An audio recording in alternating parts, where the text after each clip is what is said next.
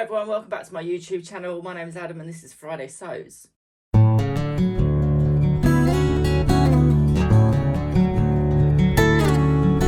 So I just want to apologise for being away for the last week or so. I have had a million things going on and a million projects on the go, and I wanted to get some of them finished, and that took up more time than I thought. As you can see, I'm coming from an extremely untidy sewing room today. I'm bang in the middle of doing a project which is a Lisa Pay pattern from Pay It Forward on her YouTube channel, which I will link in the iCards above. So I just wanted to start off by saying Happy New Year to everyone. I will be launching a 1,000 subscribers challenge next week, or in a separate video before next Friday.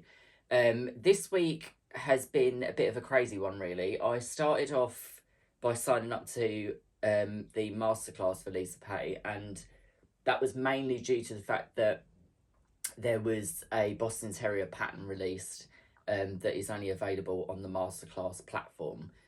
So I signed up to that and I immediately downloaded the pattern, which was a lot more difficult than I imagined it would be, but not so difficult that it couldn't be done. So I started that on Tuesday, I think it was, and then finished it the day before yesterday, I think it was. No, I started it Monday and I finished it Wednesday. So here is my new Boston Terrier art doll. All of the joints move, the elbows move, the legs move, and the knees move. I did put a little picture and stuff up of this on my Instagram, which is Adam Sews as well. It's got all of its joints move, and its head adjusts as well. So this has a little set of overalls. I made a self-drafted pattern for the turtleneck t-shirt that it's got on it. It's then got a little scarf and a tweed jacket. It has boots, and it also has little socks underneath as well. So this, you make the pattern and then you felt the eyes over the top, so you get these eyelids, and then you actually have proper overhang lips as well, which obviously is true to a Boston Terrier. So that is my Boston Terrier art doll. On the same theme as that, I have already started cutting out. I'm just going to sit you on there. Whether you fall off or not is another question. I also got a little bit over the top excited about the goat pattern as well that Lisa Pay has. So far I have managed to get the head done. The ears are currently just tacked in place with some pins, just to get the positioning right, but the horns are made from an epoxy sculpt, which is a two-part clay that you mix 50-50, and it self-hardens over about 12 to 24 hours. So with this one, you have the sculpted horns, which are sculpted onto bolts that you can actually anchor them into the head. It has a sculpted nose, which also has a sculpted inner mouth, so you get the indentations on the mouth and you can pinch it in as the clay dries. So that is my goat head at the moment. Obviously I've still got to attach the ears. There's a heat thermoplastic that you put in the ears to create the shape properly. These are just pinned to create the shape at the moment. And then they'll be attached after I've done all the shading and different things to the rest of the face. And then it's just a case of finishing off the rest of the body and then deciding what outfit that one deserves, I suppose. So the main project that I've been working on over the last 2 weeks is a quilt, which some of you may have seen on my Instagram. I did put up some photos of me working through that. I pieced together about probably about 20 squares wide by about 5 columns deep or long, however you want to position it. That I done about 2 years ago, and then I got completely bored and thought this is taking way too long, stuffed it in a box, which I found the other day when I was doing my sewing room tour. So I pulled it out and I thought, I'm going to give this another shot, which I did. And I will just go and get it so I can show you. So as I say, the quilt was originally just a small section that I'd started. I have, apologies, I've got a Dobby that wants to interact with the quilt for some reason. So I made it a king size. Oh, nearly knocked the Boston Terrier off. So I will insert some photos of it as well because you can't see it in its full glory. So this is basically made up of loads of different fabrics that I had left over. I had like loads and loads of fat quarters from Aldi and lots of other places, which is why there's Harry Potter and what else on there. It's backed on a... get off it, Toffee. It's backed on a Made by Poppy striped cotton poplin, so it's nice and soft. Dobby is trying to climb up it, and then it has a binding, as with most quilts.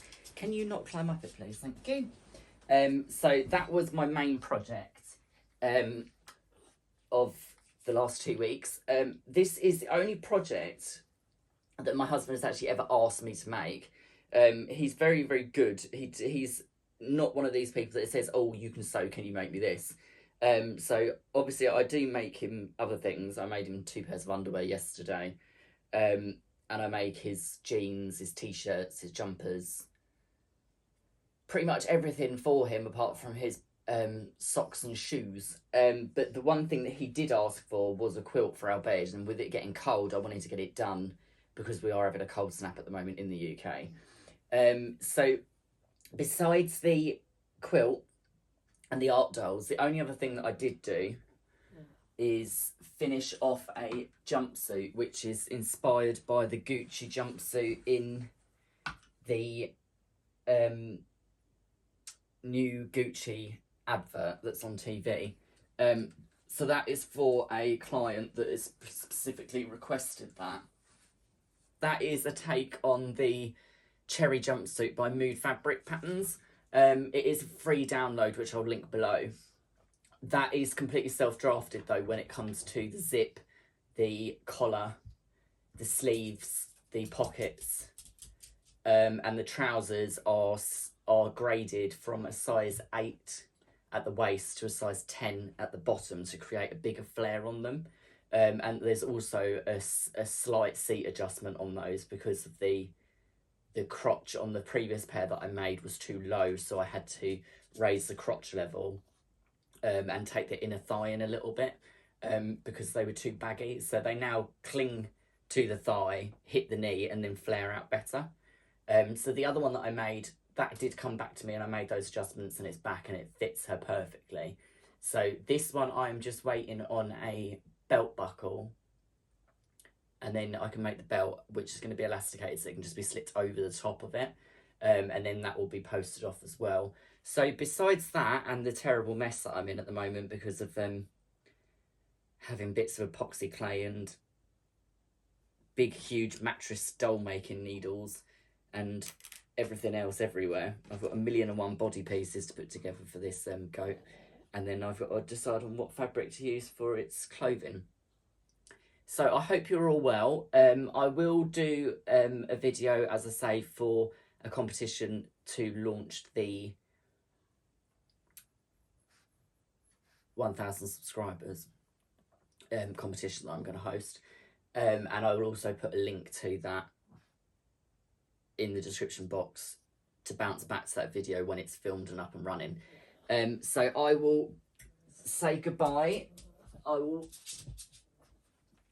let you all have a little look at how much this one's grown compared to the size of Luna, who is fully grown. But he is almost the same. Oh, look, there we go. Give each other a kiss. They've got a mad obsession with licking the insides of each other's mouths at the moment. But I thought I'd just show you these because I know that Trish at Pinky's Farm loves seeing them. So here they are, Trish. Get a good look. Right, so I will see you all soon, and I hope you're all well, and I hope you all had a great new year, and I hope that you find some time to get some sewing done. See you soon.